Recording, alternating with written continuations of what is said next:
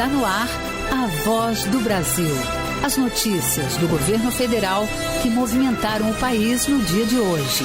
Boa noite. Boa noite para você que nos acompanha em todo o país. Segunda-feira, 21 de julho de 2025. Vamos ao destaque do dia: democracia. No Chile, presidente Lula se encontra com líderes de outros países para discutir formas de deter o autoritarismo e a intolerância. Destaca soluções como multilateralismo, combate a desigualdades e a desinformação. E reivindica que países tenham mais controle sobre redes sociais. Concordamos sobre a necessidade de regulamentação das plataformas digitais e do combate à desinformação, para devolver ao Estado a capacidade de proteger os seus cidadãos. Você vai ouvir também combate à dengue. O número de casos da doença cai 75% no primeiro semestre desse ano. E o governo segue enfrentando o mosquito, agora com a inauguração da maior biofábrica do mundo para o método Wolbachia. Foram investidos 82 milhões de reais na fábrica que vai usar uma bactéria para diminuir a reprodução do Aedes aegypti. E ainda, educação superior. No próximo mês começa a nova fase das obras do campus cearense do Instituto Tecnológico da Aeronáutica. E em Fortaleza, Ministério da Educação repassa terreno para novo campus da Universidade Federal no Estado,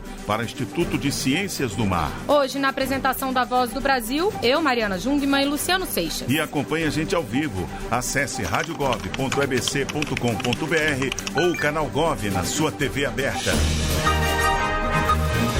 Brasil, Espanha, Chile, Uruguai e Colômbia, unidos em defesa da democracia. Os líderes dos países estiveram reunidos hoje em Santiago, no Chile, para discutir formas de cooperação internacional em torno do tema. Temas como multilateralismo, combate à desinformação e às desigualdades e direitos coletivos estiveram na pauta. O repórter Pablo Mundim está em Santiago e acompanhou o encontro. A reunião de alto nível começou na sede do governo chileno, o Palácio de La Moneda. No encontro, os presidentes Pedro Sánchez, da Espanha, Gustavo Petro, da Colômbia, Gabriel Boric, do Chile, e Amadou Horsi, do Uruguai, e o presidente Lula discutiram caminhos conjuntos em defesa da democracia, hoje ameaçada pelo avanço do autoritarismo e da intolerância. O combate à desinformação e o multilateralismo fizeram parte do debate, como destacou o presidente Lula. O quadro que enfrentamos exige ações concretas e urgentes. Conversamos sobre o fortalecimento das instituições democráticas e do multilateralismo, em face dos sucessivos ataques que vem sofrendo. Concordamos sobre a necessidade de regulamentação das plataformas digitais e do combate à desinformação, para devolver ao Estado a capacidade de proteger os seus cidadãos. Na luta pela redução das desigualdades, Lula destacou a Aliança contra a Fome e a Pobreza, lançada pela presidência brasileira do G20 no ano passado, e a justiça tributária. Os líderes dos países reafirmaram que a democracia é um direito coletivo e inegociável. E, segundo Lula, é preciso o engajamento de toda a população para defendê-la. Nesse momento em que o extremismo tenta reeditar práticas intervencionistas, precisamos atuar juntos. A defesa da democracia não cabe somente aos governos. Requer participação ativa da academia, dos parlamentos, da sociedade civil, da mídia e do setor privado. Pela tarde, os presidentes também se reuniram com representantes dos movimentos sociais, ONGs, sindicatos e estudantes. Um gesto simbólico para lembrar que a democracia se constrói com a escuta e a participação de todos. As ideias e compromissos assumidos na reunião serão aprofundados em setembro, em Nova York, durante um novo encontro de líderes paralelo à Assembleia Geral da ONU. De Santiago, no Chile, Pablo Mundim. Ainda no Chile, o presidente Lula também falou sobre a taxação de 50% imposta pelos Estados Unidos aos produtos brasileiros. Ele lembrou da relação de superávit comercial que o país americano tem com o Brasil. E defendeu que empresários brasileiros conversem com os empresários americanos para que não saiam prejudicados pela medida. Eu estou com uma certa tranquilidade. Primeiro porque eu tenho o Ministério do Exterior trabalhando isso, eu tenho uma pessoa da qualidade do Alckmin trabalhando isso, e tem os empresários que têm que entender que antes dos governos tentarem resolver, os empresários brasileiros precisam conversar com seus contrapartes nos Estados Unidos, porque quem vai sofrer com isso são os próprios empresários. Você sabia que a manga é a fruta mais exportada pelo Brasil? Até maio desse ano foram exportados mais de 80 milhões de dólares, sendo a União Europeia o principal destino. Ano passado foram comercializadas para o exterior mais de 350 milhões de dólares. Originária da Ásia, a manga se adaptou bem ao clima brasileiro. Por aqui, existem diversas variedades da fruta. Palmer, Tommy, Kent. Até maio deste ano, foram exportados mais de 80 milhões de dólares, totalizando 73.600 toneladas da fruta. A região brasileira que mais vende no comércio exterior é o Nordeste, sendo Pernambuco e Bahia os principais estados. E a União Europeia, Estados Unidos e Reino Unido são os principais destinos. No ano passado, a exportação dessa fruta ultrapassou 350 milhões de dólares. O secretário de Comércio e Relações Internacionais do Ministério da Agricultura e Pecuária, Luiz Rua, destaca o potencial das frutas brasileiras. É um mercado que vem em crescente expansão, cada vez mais o mundo conhecendo a qualidade, a sanidade e especialmente o sabor das nossas frutas. Então a gente tem avançado significativamente nas exportações de mangas, das nossas uvas, que no ano passado, por exemplo, ganharam o acesso sanitário ao mercado chinês e que deverão em breve iniciar as exportações para esse importantíssimo destino. E se o assunto é manga, o empresário Paulo Dantas, de Belém do São Francisco, em Pernambuco, fala com experiência. Ele é um dos maiores produtores e exportadores da fruta no Brasil. Atualmente, a empresa produz 30 mil toneladas da fruta por ano. Em 2024, o faturamento foi em torno de 168 milhões de reais. E a expectativa é ampliar para 220 milhões de reais neste ano. A gente começou sem saber de nada e foi aprendendo no dia a dia, mas sempre com aquele espírito de querer inovar. O Brasil também exporta outras frutas, como uvas, limões e limas, além de preparações e conservas de frutas, além de importar, por exemplo, maçãs, peras e kiwis. E o clima temperado no Brasil, principalmente nas regiões Sudeste e Sul, tem permitido o aumento da produção brasileira de uvas, peras, maçã e além de outras frutas como pêssego e mirtilo. Reportagem Thaísa Vitória. Uma produção de alimentos sustentável, sem o uso de agrotóxicos e com retorno financeiro para os produtores rurais. De acordo com o governo, isso é possível com a capacitação técnica adequada. Para isso, o governo lançou o Programa Nacional de Redução de Agrotóxicos, voltado para agricultores familiares. A iniciativa vai reunir ferramentas de pesquisa, informação, monitoramento de resíduos, além de assistência técnica, extensão rural e bioinsumos. O amor e dedicação pela terra, Josefa Ataíde traz da infância. Hoje, numa chácara de 2 hectares, na zona rural de Brasília, ela e o marido cultivam de forma orgânica frutas, legumes, verduras no modelo agroflorestal. Mas a paixão pelas plantas medicinais abriu espaço para a marca Chá da Terra. Ela produz 218 espécies diferentes de plantas medicinais, sendo 80 delas já comercializadas. O diferencial é que agrotóxico não entra. Tudo é cultivado com bioinsumos, como garante Josefa Ataíde. Cada vez que eu uso essa rotatividade que é do movimento da própria terra e não introduzir nada que faça ela ficar um pouco mais pobre, ela vai me devolver abundância de alimentos. Para que mais agricultores familiares adotem esse tipo de cultivo, o governo criou por decreto o PRONARA, Programa Nacional de Redução do Uso de Agrotóxicos. A ideia é lançar mão de modelos produtivos sustentáveis, como afirma Fernanda Machiavelli, do Ministério do Desenvolvimento Agrário e Agricultura Familiar. A gente já tem vários exemplos bem-sucedidos, inclusive dentro da agricultura familiar, inclusive dentro de assentamentos da reforma agrária, de produção de bioinsumos, que ao produzirem produtos agroecológicos e orgânicos, ganham inclusive valor no mercado e acabam gerando renda maior para para os produtores. As ações estão voltadas para a agricultura familiar, a agroecologia e a produção orgânica. Os agricultores vão receber capacitação incentivando o uso de bioinsumos e alternativas sustentáveis. Reportagem Cleide Lopes. Todo mundo sabe que, para combater a dengue, é preciso acabar com os criadouros do mosquito Aedes aegypti. O método Wolbachia, desenvolvido por cientistas, vem ganhando espaço no Brasil. O método consiste em reproduzir do Aedes com uma bactéria que bloqueia o desenvolvimento do vírus dentro do mosquito, o que impede a transmissão da doença. E após uma parceria da Fundação Oswaldo Cruz com uma empresa privada, foi inaugurada em Curitiba, no Paraná, a maior biofábrica do mundo para reproduzir o mosquito com essa bactéria. Segundo o Ministério da Saúde, a proteção contra a arboviroses poderá chegar a 140 milhões de pessoas no país. A biofábrica é considerada a maior do mundo de mosquitos Aedes aegypti com Wolbachia. Os mosquitos com essa bactéria, quando soltos na natureza, não transmitem dengue, zika e chikungunya. E ao cruzar com outros mosquitos da mesma espécie, repassam a bactéria para frente, o que reduz ainda mais a circulação dos vírus.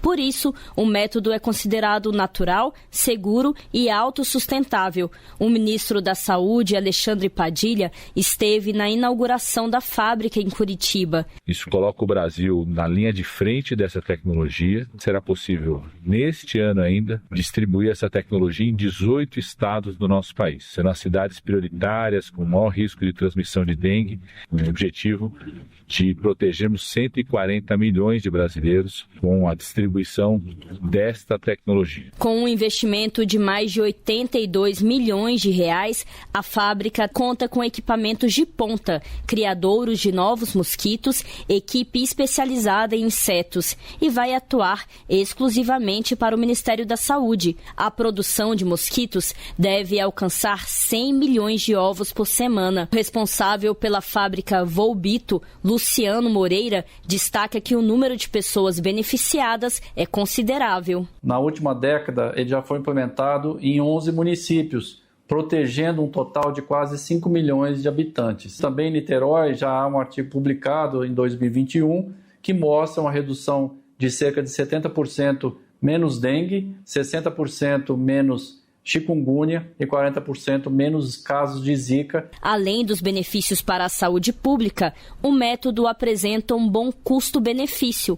Para cada R$1 investido, o país economiza até R$500 em gastos com medicamentos, internações e tratamentos. As primeiras cidades que receberão os mosquitos com a Wolbachia produzidos na nova biofábrica serão Balneário Camboriú e Blumenau, além de novas áreas em Joinville, em Santa Catarina, Valparaíso e Lusiânia, em Goiás, e Brasília, no Distrito Federal. Reportagem Márcia Fernandes. O Hospital de Amor Interestadual de Lagarto, em Sergipe, vai receber novos serviços para aumentar a capacidade de atendimento oncológico. O anúncio foi feito pelo ministro da Saúde, Alexandre Padilha. A iniciativa é alinhada ao programa Agora Tem Especialista. Com o atendimento exclusivamente do SUS, a instituição será referência no combate ao câncer para mais de 2.900.000 pessoas de 153 municípios dos estados de Sergipe, Alagoas, Bahia e Pernambuco. E no Rio Grande do Sul, Agora Tem Especialistas colaborou para o aumento de mais de 200% na realização de cirurgias em 2 meses, com a implementação do 3º turno cirúrgico no Grupo Hospitalar Conceição. O número de procedimentos passou de 197 em maio para 596 em junho. A segunda etapa das obras do campus do Instituto Tecnológico de Aeronáutica, o ITA, no Ceará, terá início em agosto desse ano. A ordem de serviço foi assinada hoje e terá um investimento de R$104 milhões para as obras e aquisição de móveis e equipamentos. Quando concluído, o campus cearense do ITA terá mais de 18 mil metros quadrados de área construída, com modernos laboratórios, salas de aula, biblioteca e alojamentos para os estudantes. Os 2 novos cursos oferecidos serão Engenharia de Sistemas e Engenharia de Energias Renováveis, com 50 vagas por ano. Ao todo, o campus do ITA Ceará contará com 180 milhões de reais em investimentos e a nova fase das obras está prevista para começar em agosto de 2025, com término estimado em outubro de 2026. Durante a assinatura da ordem de serviço na base aérea de Fortaleza, o ministro da Educação, Camilo Santana, ressaltou a importância do ITA para o desenvolvimento da região. A vinda do ITA para cá, para o Ceará, vai trazer oportunidade de desenvolvimento da região nordeste do estado do Ceará, dando oportunidades para a economia cearense, para a economia do Nordeste, para investimento em tecnologia, em inovação, em pesquisa, além de formar grandes talentos na engenharia. Já estão abertas as inscrições com 110 vagas para quem quiser trabalhar no ITA cearense, incluindo professores, pesquisadores e técnicos. O prazo para se inscrever segue até o dia 8 de agosto no endereço www.ita.br. O chefe de operações conjuntas do Ministério da Defesa, Tenente Brigadeiro do Ar Valcir Araújo, detalhou o projeto do novo ITA. Estamos garantindo toda a infraestrutura que dará vida a esse sonho. Energia, sistema hidráulico, rede lógica, pavimentação, drenagem e ainda a recuperação e modernização das instalações da base aérea que apoiarão o nosso campo. Em Fortaleza, também foi assinada a cessão definitiva de um imóvel na praia de Iracema para a Universidade Federal do Ceará. No local será construído o Campus Iracema, que vai abrigar o novo Instituto de Ciências do Mar e o Centro Tecnológico de Ciências Naturais. O novo campus será um espaço voltado à ciência, cultura e educação ambiental. Com investimentos de cerca de 114 milhões de reais, as obras devem ser concluídas até 2027. Reportagem Lorena Pacheco. Há 90 anos, desde Getúlio Vargas. Cheio de fé e de confiança no futuro de nossa pátria. Passando por Juscelino Kubitschek. Hoje sabemos que os candangos que levantaram Brasília. Narrou momentos marcantes da nossa democracia. Declaro promulgada o documento da liberdade, da democracia do Brasil. A Voz do Brasil, de ponta a ponta, integrando o país. Pois é, amanhã é dia de festa na Voz do Brasil. O programa de rádio mais antigo do país completa 90 anos. E nós daremos início a um ano inteiro de celebrações à altura dessa história e tradição. Quem nos acompanha pela TV já pode ver aqui atrás a nova identidade visual e logomarca dos 90 anos, desenvolvida pela equipe de criação da Empresa Brasil de Comunicação e que passará a ser usada também pelos demais poderes, legislativo e judiciário. E a partir de amanhã teremos também uma série de reportagens especiais desenvolvidas pela repórter Luana Karen e produzidas por Rosineide Evangelista e Jussiane Matos. 90 anos de história transmitidos pela Voz do Brasil. O programa, criado em 1935 por Getúlio Vargas, levou a todo o país as informações que marcaram os brasileiros e o mundo. Qualquer movimento de revolta dos alemães contra o regime de Hitler poderá contribuir para que a vitória aliada seja mais rápida. Como a instalação do governo em Brasília em 1960, feita por Juscelino Kubitschek. Que a construção de Brasília é o mais importante feito que já se verificou no processo de nosso crescimento. Vamos relembrar as trilhas do programa. O Guarani, de Carlos Gomes, foi ouvido de vários modos, mas a canção não esteve sempre na abertura. Já tivemos o hino da Independência e a Aquarela do Brasil, de Ari Barroso. E até trilhas para momentos especiais. Um dia após a morte do ídolo do Brasil, o piloto de corridas Ayrton Senna, no dia 2 de maio de 1994. A Voz do Brasil. Produção Radiobras. Não só a trilha, mas as vozes dos nossos locutores também fazem parte da história do programa, como a de Rejane Lima Verde, a primeira mulher a apresentar a voz do Poder Executivo. As pessoas começaram, nossa, é você que fazia a Voz do Brasil, primeira voz feminina. Quando eu cheguei na minha cidade, tinha premiação, tinha diploma, tinha coisa da Câmara dos Vereadores. E vamos além das ondas do rádio. Vamos falar de como o tempo e a evolução tecnológica impactaram a Voz do Brasil. Na verdade, naquela época se usava o acetato. O que era acetato? Eram discos, só que o acetato ele é de vidro, né? Coberto com uma resina. Então era muito difícil e frágil para lidar com aquilo ali. Então, fica combinado. A partir de amanhã, você acompanha aqui a série especial de reportagens sobre os 90 anos da Voz do Brasil. Os primeiros pagamentos a aposentados e pensionistas do INSS descontados indevidamente começam nesta quinta-feira, dia 24. Para receber, não é preciso ação judicial. Basta que o beneficiário faça a adesão ao acordo firmado pelo governo federal e homologado pelo Supremo Tribunal Federal. O presidente do INSS, Gilberto Waller, destacou que o prazo de adesão vai até 14 de novembro. Se você ainda não fez a sua contestação ou ainda não analisou a sua documentação, você ainda tem tempo. Se você ainda quer pensar sobre se vai aderir ou não ao acordo, você tem até essa data de 14 de novembro.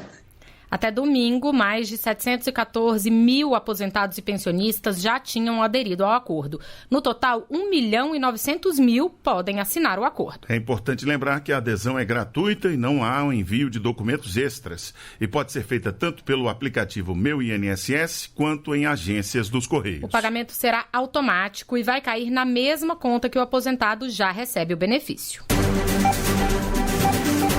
A taxa para a medição de taxímetros, que era de R$ 52,00, não será mais cobrada. A verificação do aparelho deixa de ser anual e passa para 2 anos. O fim da taxa de fiscalização de taxímetros pode beneficiar mais de 300 mil taxistas em todo o Brasil, segundo dados do Inmetro.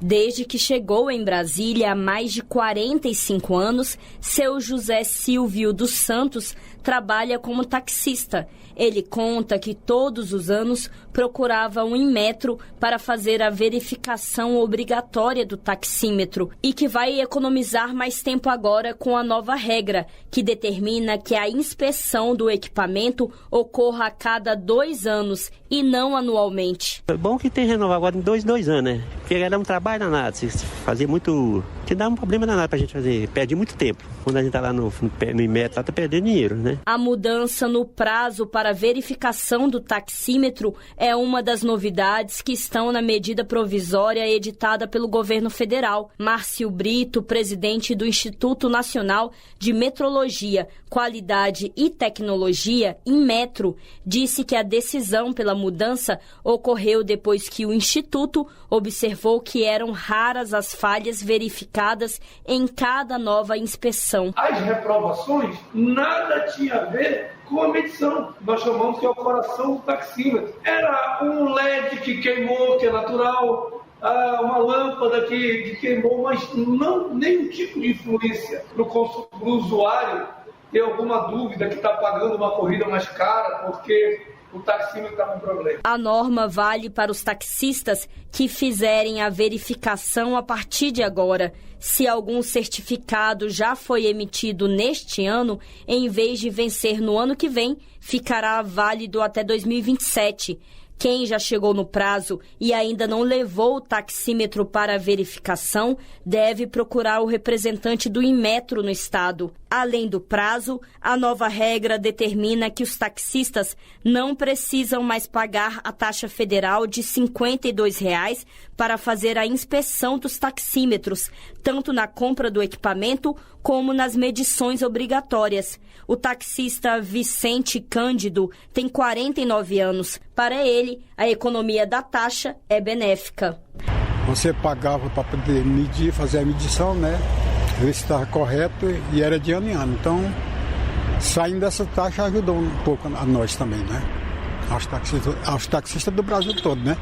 O uso de taxímetros é obrigatório em todas as cidades do país, com mais de 50 mil habitantes. Segundo o governo federal, a economia anual deve ultrapassar 9 milhões de reais. A medida provisória publicada pelo governo federal está em vigor por pelo menos 60 dias, mas precisa ser aprovada pelo Congresso Nacional para valer de forma definitiva. Reportagem, Márcia Fernandes. E essas foram as notícias do governo federal. Fique agora com as notícias do Poder Judiciário e do Congresso Nacional. Boa noite. Boa noite para você e até amanhã. A Voz do Brasil. Governo Federal.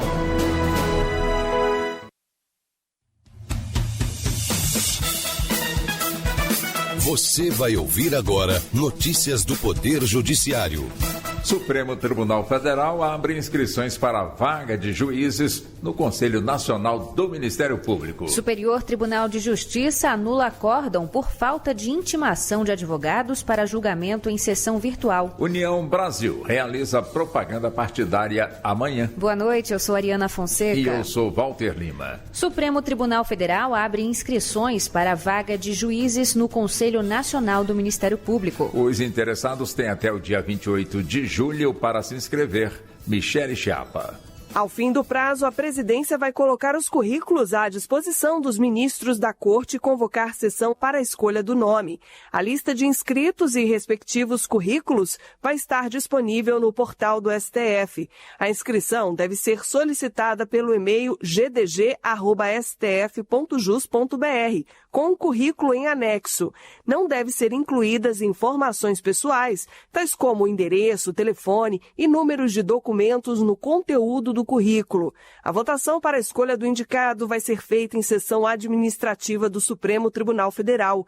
O CNMP é presidido pelo Procurador-Geral da República e é formado por 14 membros. 2 deles são juízes indicados, um pelo STF e o outro pelo STJ. Anulado o acórdão de tribunal porque advogados de uma das partes não foram intimados para a sessão virtual de julgamento. O Supremo Tribunal, ou seja, o Superior Tribunal de Justiça, ainda determinou nova análise da apelação. Fátima Uchoa. Inicialmente, o Tribunal de Justiça de São Paulo descartou os danos morais em ação ajuizada por um casal contra uma construtora. Em recurso, o casal alegou que o julgamento virtual deveria ser anulado por falta de intimação das partes, o que também não foi aceito. Já no STJ, a terceira turma anulou esse acórdão, considerando que a falta de intimação para o julgamento e, consequentemente, a inviabilização da sustentação oral não são questões meramente formais que se resolvem com a republicação do acórdão e que os tribunais têm o dever de evitar essa irregularidade e proteger os princípios constitucionais do contraditório, da ampla defesa e do devido processo legal. O relator foi o ministro Ricardo Vilas Boas Cueva.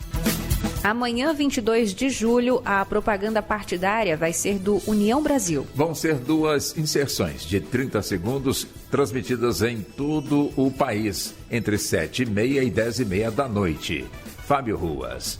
Durante todo o segundo semestre de 2025, o União Brasil terá direito a 20 minutos, mas não pode pedir voto. A propaganda partidária serve para divulgar o programa do partido, apresentar as atividades no Congresso Nacional e expor o posicionamento sobre temas políticos e sociais. Pelo menos 30% do tempo deve ser usado para promover a participação feminina na política. A Companhia de Urbanização de Goiânia, em Goiás, que não ofereceu condições apropriadas para refeições nem sanitários, vai ter que indenizar pedreiro. A decisão é do TST. Anderson Conrado. A 5ª turma do Tribunal Superior do Trabalho concluiu que foram desrespeitados os padrões mínimos de higiene e segurança do trabalho. O ministro do TST, Breno Medeiros, relator do recurso, ressaltou que a norma regulamentadora 24 obriga as empresas a fornecer locais apropriados para alimentação e instalações sanitárias. A falta desrespeita os padrões mínimos de higiene e segurança do trabalho e autoriza a condenação do empregador ao pagamento de indenização por danos morais. A decisão foi unânime. Justiça Federal da Paraíba condena homem por contrabando de cigarros eletrônicos e posse ilegal de munição. A ação foi iniciada pelo Ministério Público Federal. Vanessa Pereira. O homem foi condenado a 4 anos de reclusão, 1 ano de prisão e multa pelos crimes de contrabando de cigarros eletrônicos estrangeiros e guarda sem autorização de uma munição .22. Segundo as investigações, o réu atuava no comércio ilegal de cigarros eletrônicos por meio das redes sociais e contatos telefônicos. No Brasil, a Anvisa proíbe a venda, distribuição, armazenamento, transporte e propaganda deste tipo de produto. Você acompanha outras notícias do Judiciário em 104,7 FM para o Distrito Federal e em torno. Ou pelo canal 1.3 da TV aberta em Brasília. Ouça também pelo TuneIn de qualquer lugar do mundo. E baixe agora o TV Justiça Mais, disponível na loja de aplicativos do seu celular. Uma boa noite. E até amanhã. Notícias do Poder Judiciário, uma produção da Rádio Justiça, Supremo Tribunal Federal.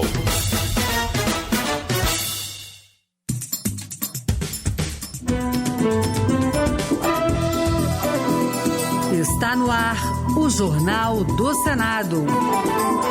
Eu sou Ricardo Nacaoca e estes são os destaques de hoje do Jornal do Senado que começa agora. Devolução dos descontos indevidos do INSS começa nesta semana. Senadores vão aos Estados Unidos defender interesses do Brasil contra tarifaço. Licenciamento ambiental aguarda sanção e divide opiniões no Senado.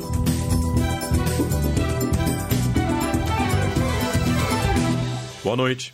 Começa nesta semana o pagamento dos valores descontados indevidamente de aposentadorias e pensões pagas pelo INSS. Apesar do ressarcimento, senadores defendem que a CPMI do INSS identifique os responsáveis e evite novos desvios. Repórter Paulo Barreira. O INSS começa a pagar no dia 24 o ressarcimento de valores descontados indevidamente de aposentadorias e pensões. Ao todo, 2,5 milhões de aposentados e pensionistas vão receber os valores corrigidos pela inflação. O dinheiro será depositado diretamente nas contas dos beneficiários. Ao citar a instalação da CPMI do INSS em agosto, o vice-líder da oposição, senador Marcos Rogério, do PL de Rondônia, afirmou que o pagamento não encerra o caso. Eu acho que só o fato de anunciar a instalação da CPMI, ela já começa a cumprir os seus efeitos. Esse é o primeiro, o anúncio do pagamento para os aposentados. Mas agora é investigar com profundidade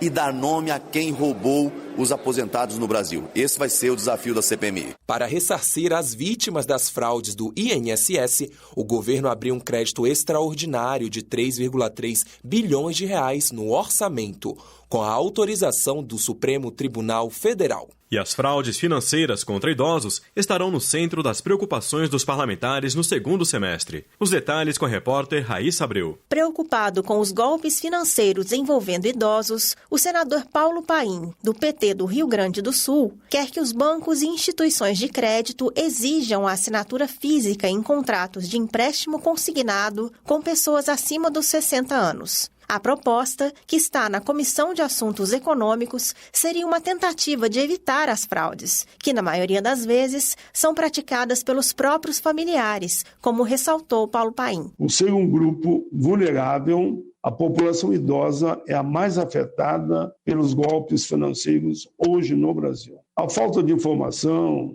de acesso às novas ferramentas de tecnologias e também de fiscalização provocam a fragilidade no sistema e deixa essa população desprotegida. Já a senadora Damares Alves, do Republicanos do Distrito Federal, uma das autoras da CPMI dos descontos indevidos do INSS, defende um debate sobre a situação da Previdência Social. A população brasileira está envelhecendo, mas graças a Deus envelhecendo com saúde, mas como é que nós vamos dar conta da Previdência daqui 10, 15 anos? Especialistas já apontam para um colapso. A CPMI do INSS deverá iniciar as investigações em agosto.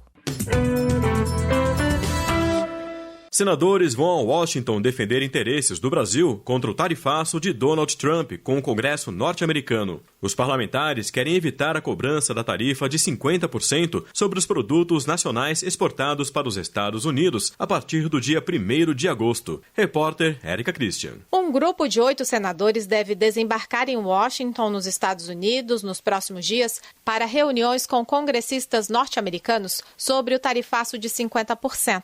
Segundo o presidente da Comissão de Relações Exteriores, Nelsinho Trade, do PSD de Mato Grosso do Sul, a missão parlamentar suprapartidária vai buscar diálogo político de alto nível e a defesa dos interesses estratégicos do Brasil. Na pauta, comércio exterior, investimentos, cadeias produtivas, agricultura e segurança jurídica.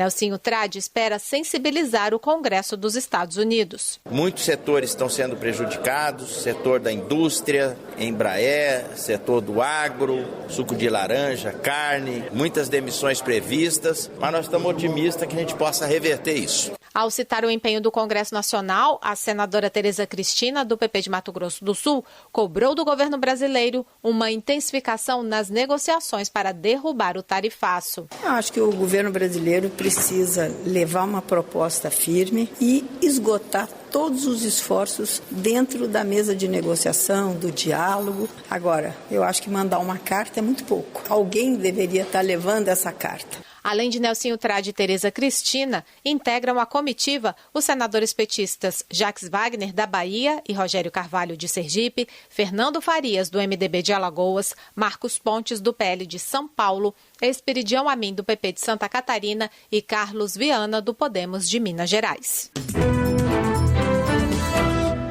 Foi sancionada a lei que amplia o direito de cirurgia de reconstrução de mama pelo SUS. Além dos casos de tratamento de câncer, a nova legislação garante o procedimento para situações de mutilação. Repórter Pedro Pincer. Além do tratamento de câncer, o procedimento será feito no caso de mutilação total ou parcial da mama, independentemente da causa. A paciente com sequelas da cirurgia terá direito ao acompanhamento psicológico e multidisciplinar. Pelas novas regras, os planos de saúde privados deverão oferecer o procedimento nesses mesmos casos.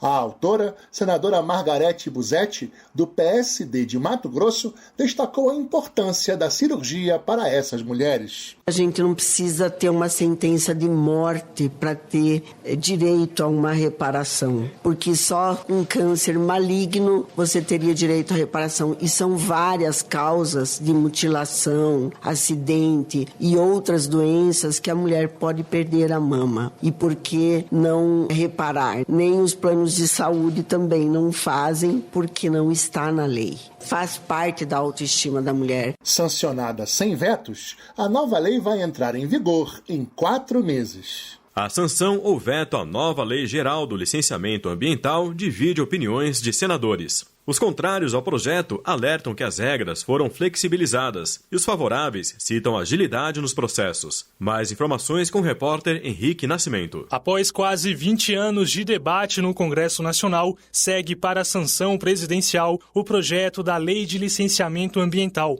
A proposta estabelece regras para a concessão de licença no país. Setores produtivos defendem a medida como avanço na agilidade e segurança jurídica. Já ambientalistas e parte dos parlamentares apontam retrocessos, como a autorização de licenças por adesão para empreendimentos, criticada pelo senador Fabiano Contarato, do PT do Espírito Santo. Nós estamos falando aqui em médio poluidor para autolicenciamento para tragédias como aconteceu em Mariana. 19 pessoas morreram. Uma das mudanças dificulta a aplicação de multas pelo IBAMA e desobriga o IFAM e a FUNAI de se manifestarem em algumas licenças. O relator na Comissão de Meio Ambiente do Senado, senador Confúcio Moura, do MDB de Rondônia, afirma que a proposta buscou equilíbrio. Ele simplifica, agiliza, estabelece datas e também coloca modelos chamado de licença de adesão e compromisso, que ela é uma declaração do próprio empreendedor. O presidente Lula tem o prazo de 15 dias úteis para se manifestar.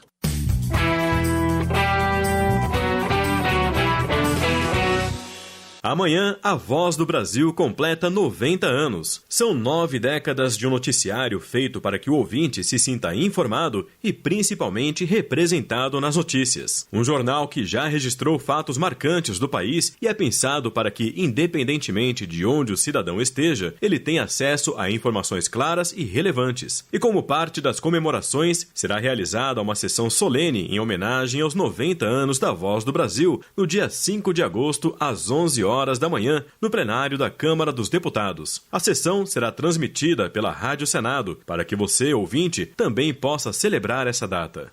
Há 90 anos, desde Getúlio Vargas. cheio de fé e de confiança no futuro de nossa pátria. Passando por Juscelino Kubitschek. Hoje sabemos que os candangos que levantaram Brasília. Narrou momentos marcantes da nossa democracia. Declaro promulgada o documento da liberdade, da democracia do Brasil. A voz do Brasil, de ponta a ponta, integrando o país.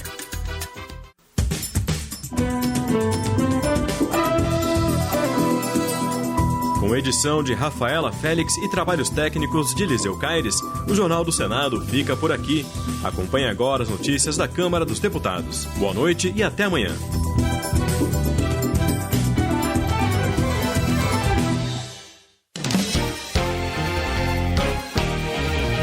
Jornal Câmara dos Deputados. Câmara facilita acesso de agricultores familiares ao Fundo Garantia Safra. Oposição vai priorizar votação do projeto da anistia no segundo semestre. Parlamentares divergem sobre pedido de condenação de Jair Bolsonaro. Boa noite. Marcel Van Hatten, do Novo do Rio Grande do Sul, critica o pedido da Procuradoria-Geral da República para condenar o ex-presidente Jair Bolsonaro a mais de 40 anos de prisão. Ele afirma que o processo é uma farsa montada com base em narrativas e documentos frágeis. Marcel Van Hatten cita como exemplo dessa fragilidade o caso do então assessor da Presidência da República, Felipe Martins, que, segundo ele, foi preso sem provas. O deputado acusa a Polícia Federal e o STF de abuso de autoridade e disse estar sendo perseguido por denunciar esses erros. Já Ivan Valente, do PSOL de São Paulo, comemora as alegações finais da PGR que pedem mais de 40 anos de prisão para Jair Bolsonaro e aliados por tentativa de golpe. Para o progressista, há provas irrefutáveis da participação do ex-presidente na trama golpista. Ivan Valente também repudia a extrema-direita por apoiar as tarifas impostas pelo governo dos Estados Unidos que prejudicam o Brasil em troca de apoio político externo. O congressista afirma que o discurso agora é de defesa da soberania nacional. Justiça. Chico Alencar, do PSOL do Rio de Janeiro, protesta contra a tentativa do presidente dos Estados Unidos de interferir na justiça brasileira, exigindo que o processo contra Jair Bolsonaro seja suspenso. Ele afirma que o pedido é absurdo e fere a soberania nacional. Chico Alencar elogia a postura da Procuradoria-Geral da República, que, segundo ele, agiu com altivez e independência diante do que chama de chantagem. Para o deputado, o Brasil não pode se curvar a pressões externas e deve manter relações baseadas na civilidade e no respeito mútuo. Domingos Sávio, do PL Mineiro, está preocupado com as tarifas impostas aos produtos brasileiros. Mas o deputado afirma que a medida dos Estados Unidos não é culpa de Jair Bolsonaro, que, segundo ele, é vítima de uma perseguição implacável, mas resultado direto da postura do presidente Lula. Domingos Sávio frisa que Lula atacou os Estados Unidos em temas estratégicos e se aliou a regimes autoritários, o que teria provocado retaliações comerciais. O deputado defende a anistia como uma questão humanitária e para mostrar que o Brasil não concorda com perseguições. Tarcísio Mota, do PSOL do Rio de Janeiro, considera inaceitável que um deputado federal do Brasil atue no exterior para enfraquecer a economia nacional sob pretexto de defender o ex-presidente Jair Bolsonaro. Tarcísio Mota afirma que a família Bolsonaro sempre coloca os interesses pessoais acima do interesse público.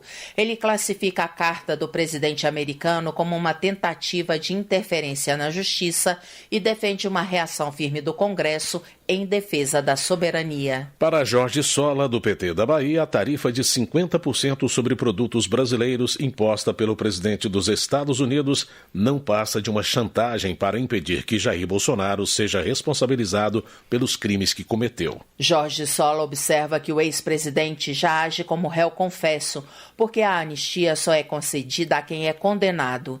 Ele acrescenta que os bolsonaristas, que sempre se intitularam patriotas, revelam que são traidores da pátria, porque colocam os interesses pessoais acima do bem do país. José Nelto, do União de Goiás, afirma que a recente taxação de produtos brasileiros tem motivação ideológica.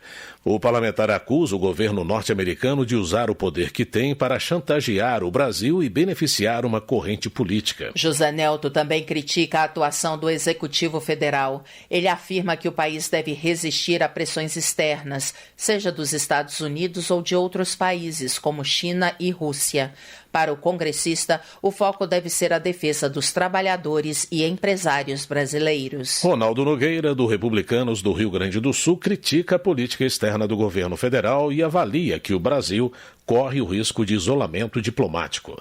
O deputado questiona a atuação do Itamaraty e o tom adotado pelo Executivo em temas internacionais. Ronaldo Nogueira propõe a criação de uma comissão externa da Câmara para mediar o conflito e levar a diplomacia brasileira ao bom senso. Para ele, é preciso adotar uma postura pragmática e equilibrada nas relações exteriores, sem qualquer tipo de provocação. Guilherme Boulos, do PSOL de São Paulo, associa políticos brasileiros alinhados aos interesses estrangeiros a episódios de traição à soberania nacional. O parlamentar entende que o Brasil não pode se submeter a pressões externas como as que marcaram o golpe de 1964. Nas palavras de Guilherme Boulos, os golpistas de hoje repetem a lógica da submissão. O deputado defende a responsabilização de envolvidos nas tentativas de ruptura institucional, apontando que a soberania popular sempre deve prevalecer. Para Luiz Lima, do Novo do Rio de Janeiro, traidor da pátria é quem invade propriedade privada e quem se omite diante das fraudes no INSS. O legislador afirma que o prejuízo dos aposentados é mais grave que a taxação imposta pelos Estados Unidos a produtos brasileiros. Luiz Lima também acusa o governo de não agir para proteger os empresários nacionais. Ele denuncia o uso político da diplomacia e assinala que o Brasil precisa abandonar disputas ideológicas e adotar medidas concretas para fortalecer a economia. Welter, do PT do Paraná, acusa a oposição de atuar no exterior para prejudicar a economia nacional. O deputado afirma que articulações paralelas com lideranças políticas norte-americanas têm como efeito direto o aumento de tarifas sobre produtos brasileiros. Welter elogia a atuação do governo federal na defesa do setor produtivo, destacando o crescimento do PIB, a geração de empregos e a ampliação de mercados externos. Ele avalia que a política comercial adotada prioriza o desenvolvimento e a soberania do país. Já Luiz Carlos Rauli, do Podemos do Paraná, critica a condução da política externa com foco na aliança com China e Rússia. Ele afirma que o anúncio de uma possível moeda comum aos países do BRICS já resulta em prejuízos para empresas e trabalhadores brasileiros. Luiz Carlos Rauli alerta que decisões econômicas e geopolíticas equivocadas impactam diretamente o presente e o futuro do país. O parlamentar considera que a atuação do governo atual agrava a crise econômica. Cabo Gilberto Silva, do PL da Paraíba, critica a taxação sobre compras internacionais de até $50, aprovada com apoio do governo federal em 2024. Ele afirma que, somando as taxas, o valor final pode ultrapassar 50%, prejudicando consumidores de baixa renda. Cabo Gilberto Silva pede que o Congresso pressione o Itamaraty a barrar o que chama de tarifaço brasileiro. Ele alega que o governo insiste na medida para proteger o varejo nacional, mas ignora o impacto sobre a população e compromete a credibilidade do próprio país. Política. Representantes de partidos de oposição se reuniram hoje na Câmara para definir as prioridades de atuação na volta dos trabalhos legislativos. A votação do projeto da anistia está entre as prioridades, como informa o repórter Murilo Souza. Deputados do PL, partido do ex-presidente Jair Bolsonaro, e de outros 5 partidos, republicanos, progressistas, Novo, PSD e União Brasil, afirmaram nesta segunda-feira, em entrevista coletiva na Câmara dos Deputados, que terão como pauta prioritária, após o recesso parlamentar, a votação do projeto de lei que concede anistia aos envolvidos nos atos antidemocráticos de 8 de janeiro de 2023. O anúncio foi feito pelo líder do PL, deputado Sóstenes Cavalcante, do Rio de Janeiro, após reunir-se com o ex-presidente Bolsonaro e com deputados e senadores na Câmara. Como deliberação dessas 2 horas de reunião que estivemos ali, nós estabelecemos, quando retornar o trabalho legislativo, nós temos como pauta legislativa o nosso item número 1, e não abriremos mão, na Câmara e nem no Senado, de pautarmos a anistia dos presos políticos do 8 de janeiro. Segundo Sóstenes, ficou decidida ainda a intenção de priorizar a proposta de emenda à Constituição que acaba com o foro privilegiado por prerrogativa de função para os crimes comuns, mantendo-o apenas para 5 autoridades, o presidente da República e o vice, mais os presidentes da Câmara, do Senado e do Supremo Tribunal Federal. Para que esta perseguição do Supremo Tribunal Federal pare de uma vez por todas, temos mais de 60 parlamentares respondendo processos no Supremo Tribunal Federal, além dos esdrúxulos conhecidos inquéritos do fim do mundo que nunca terminam. Isso tem que acabar. Isso não é democrático, isso não é constitucional, isso fere o devido processo legal no país. O líder do PL criticou ainda as medidas restritivas impostas a Bolsonaro, que evitou se manifestar dando entrevistas com receio de violar a decisão do STF. Na sexta-feira passada, a Polícia Federal, autorizada pelo Supremo, fez buscas na casa de Bolsonaro e na sede do PL, como parte de operação que investiga suspeitas de coação no processo, obstrução da justiça e ataque à soberania nacional.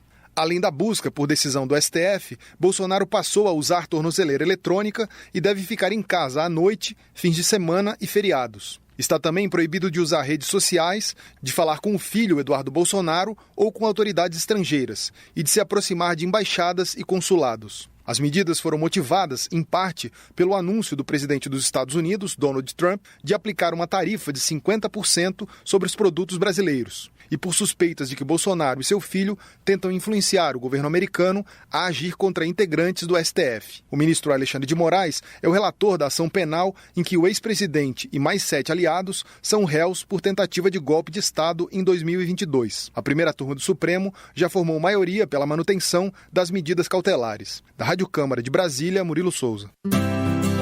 Trabalho. Gisela Simona, do União de Mato Grosso, defende a aprovação do projeto que reconhece o tempo de serviço dos servidores públicos durante a pandemia.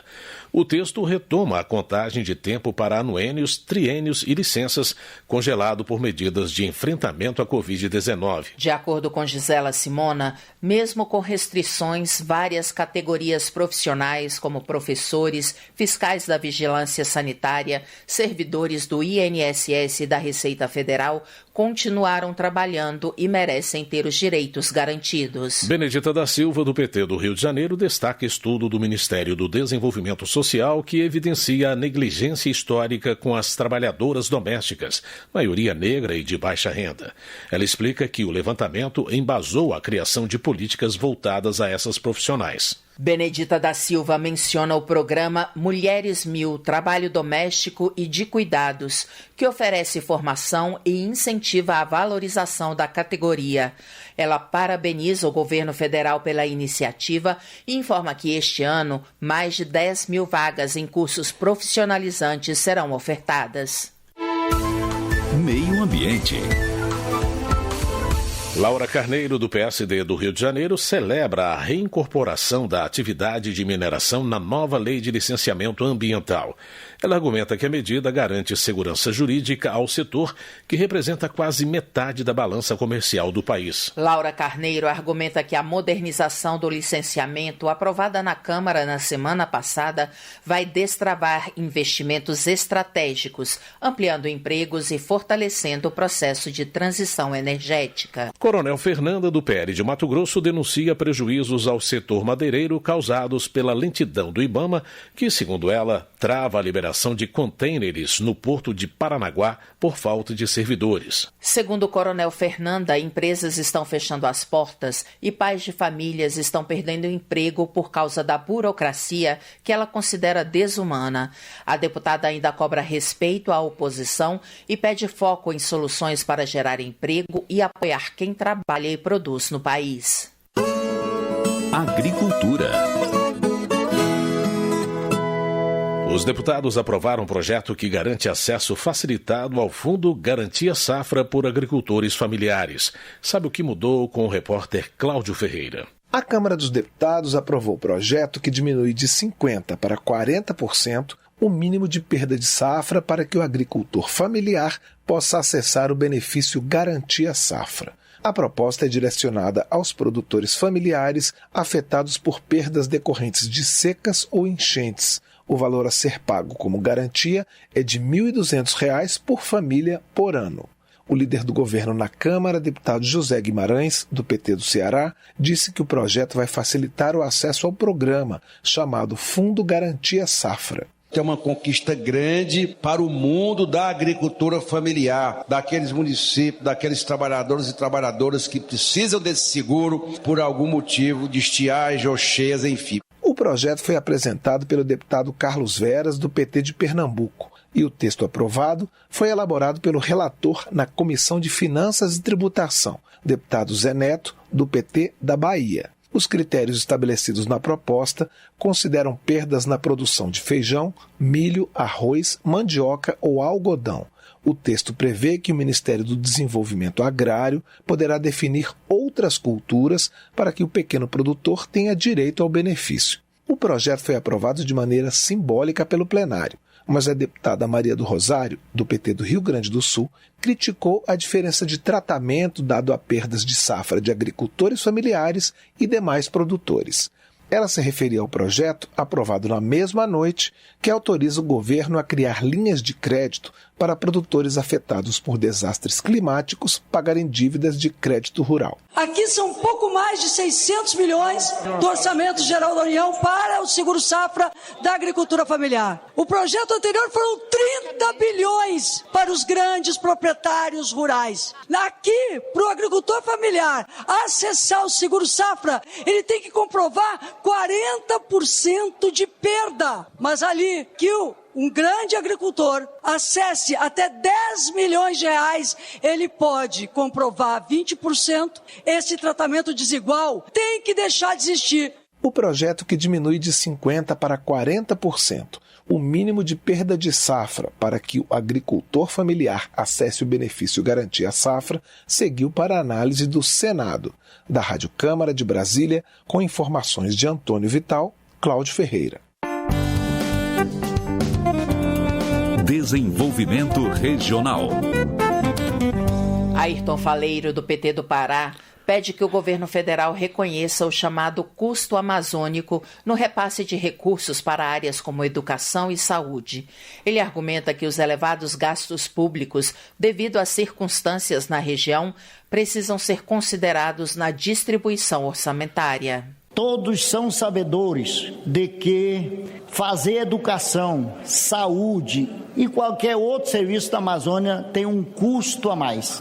Pelas distâncias, pelos preços, pela dificuldade logística.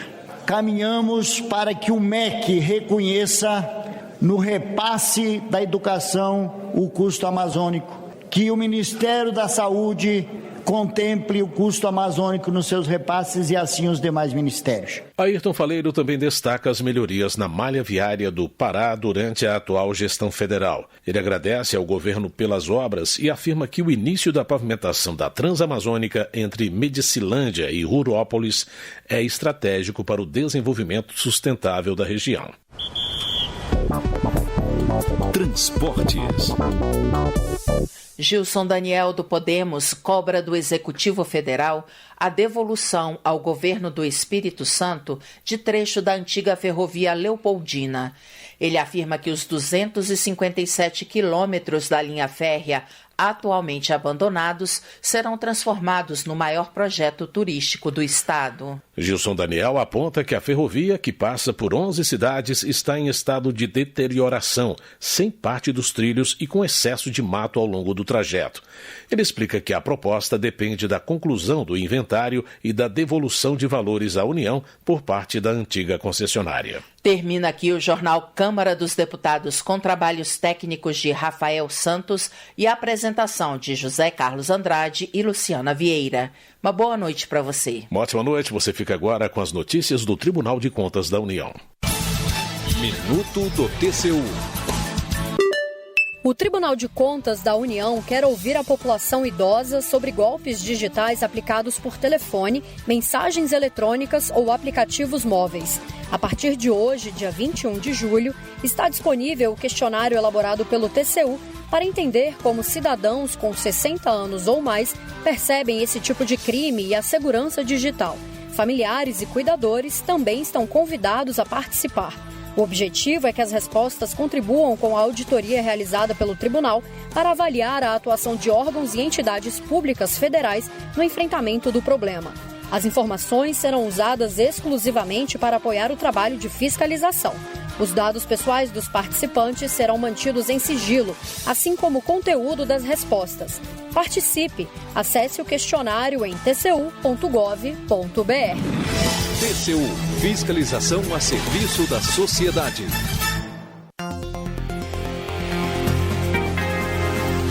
Você ouviu A Voz do Brasil. Boa noite.